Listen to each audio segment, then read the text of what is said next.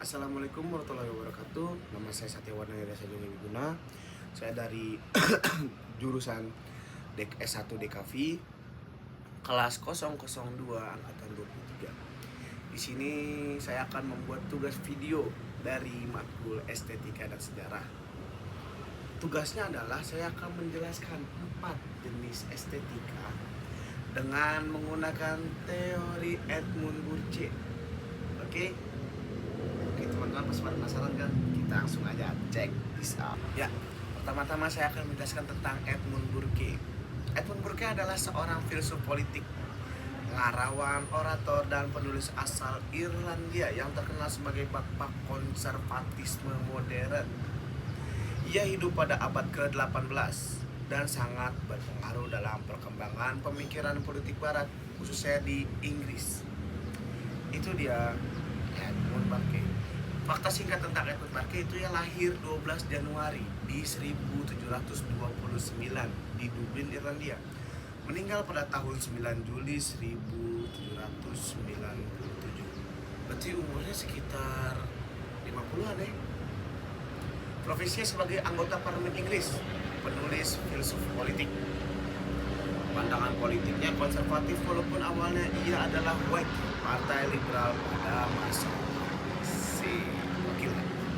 Oke, kita langsung aja ke pembahasan estetikanya. Check this out. Oke, kita lanjut ke gambar yang pertama, itu estetika barat.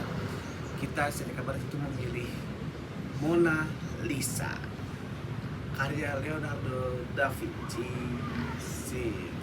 Estetika menurut Edmund Burke membedakan dua jenis keindahan, yaitu the beautiful yang indah dan the sublime yang agung atau dahsyat. Maksud dari the beautiful adalah lembut, halus, menyenangkan, seimbang, dan feminim. Dan the sublime itu hebat, menggertakkan jiwa, luar biasa, seringkali disertai rasa takut atau kagum. 2. Mona Lisa dalam kerangka the beautiful. Lukisan Mona Lisa dapat dikaitkan dengan konsep the beautiful karena wajah Mona Lisa menggambarkan ketenangan, kelembutan, dan harmoni. Kualitas yang menurut Burke memunculkan rasa kasih dan kesenangan, bukan ketakutan. Senyumnya yang samar dan ekspresinya yang tenang menimbulkan rasa penasaran yang lembut, bukan ledakan atau emosi horor. Komposisi lukisannya seimbang dan halus dengan latar yang tidak mengganggu melainkan justru mendukung kesan elegan pada sosok Mona Lisa. Mengapa bukan sublim? Burke mengatakan bahwa sesuatu sublim biasanya besar atau menggertakkan, menimbulkan rasa takut atau kekaguman karena ketakutan atau misteri yang mendalam. Mona Lisa tidak menimbulkan rasa takut atau keanggungan yang luar biasa. Ia lebih menenangkan dan menggoda secara halus. Jadi lebih cocok masuk kategori the beautiful, bukan sublim. Pandangan konservatif Burke. Sebagai konservatif, Burke menghargai karya seni yang menjunjung nilai tradisi, keseimbangan, dan keagungan, bukan yang menghancurkan tatanan atau mengejutkan. Mona Lisa adalah simbol seni klasik dan Renaissance yang menghargai harmoni antara manusia dan alam, menjaga teknik dan nilai estetika dari tradisi seni tinggi. Yang ketiga, tidak bersifat radikal atau revolusioner. Kesimpulannya, Mona Lisa menurut teori estetika Edmund Burke merupakan contoh karya seni yang masuk dalam kategori the beautiful, menampilkan kelembutan, harmoni, dan pesona, feminim yang menyenangkan sesuai dengan ideal dengan pandangan konservatif Burke tentang seni, menghargai tradisi, kehalusan, dan keabadian nilai-nilai klasik. Itu dia tentang estetika sejarah. Ya, sejarah barat, estetika barat nih guys. Kita lanjut ke estetika yang kedua, yaitu estetika timur. Oke, check this out. Oke, kita lanjut yang kedua, yaitu estetika timur. Ini dia guys gambarnya. Estetika timur guys merupakan karya seni berupa bergaya ekspresif dan dekoratif, memperlihatkan sekelompok figur perempuan dengan pola-pola ornamen yang rumit, warna hangat, dan ekspresi yang lembut namun penuh makna. Untuk menjelaskan menggunakan teori estetika Edmund Burke, kita bisa mengaitkan dengan konsep the beautiful and the sublime dari karyanya A the philosophical inquiry into the origin or ideas of the sublime and beautiful. 1757. Yang pertama, the beautiful.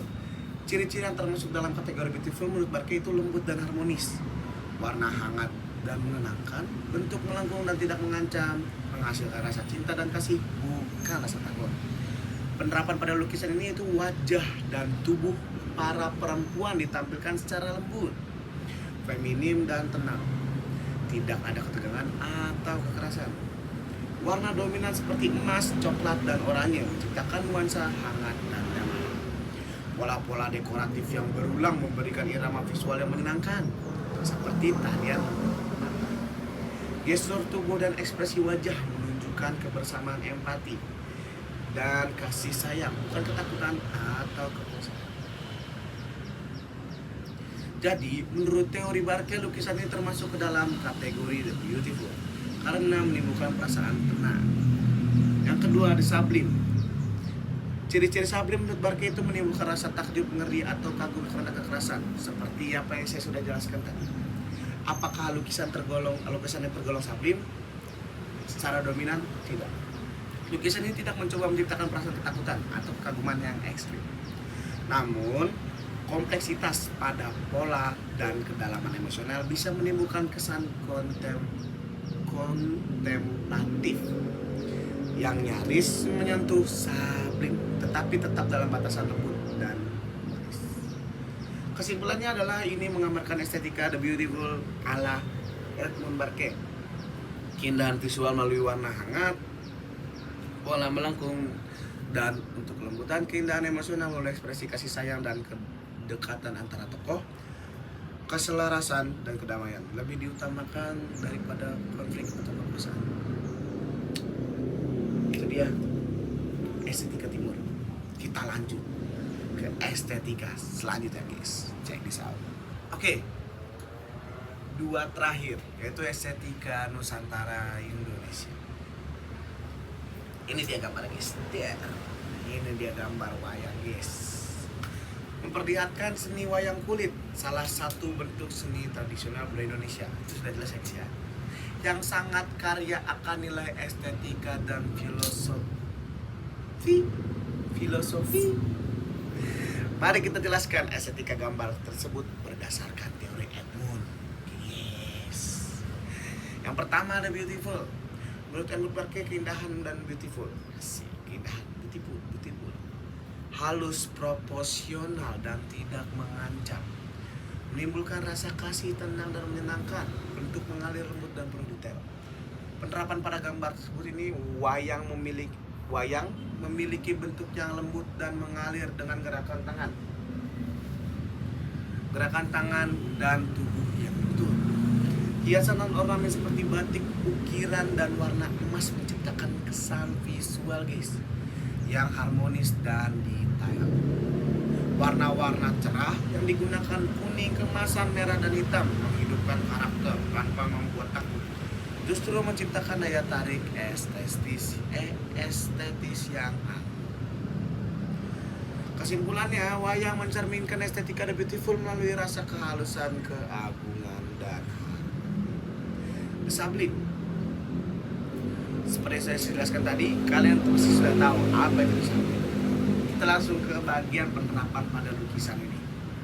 Cerita dalam pertunjukan wayang sering menampilkan konflik besar, perang, pengkhianatan, dan tema spiritual. Ini menciptakan rasa agung atau mengletakkan bagi penonton. Tokoh-tokoh raksasa, ksatria, dan dewa membawa busur, membawa senjata. Saya tuh membawa unsur sublime karena mewakili kekuatan besar, keadilan, dan moralitas tinggi. Kesimpulannya adalah meskipun bentuk visual wayang lebih condong ke beautiful, isi narasi dan makna filosofinya bisa menyentuh dimensi the sublime, terutama dalam pertunjukan besar seperti Mahabharata atau Ramayana.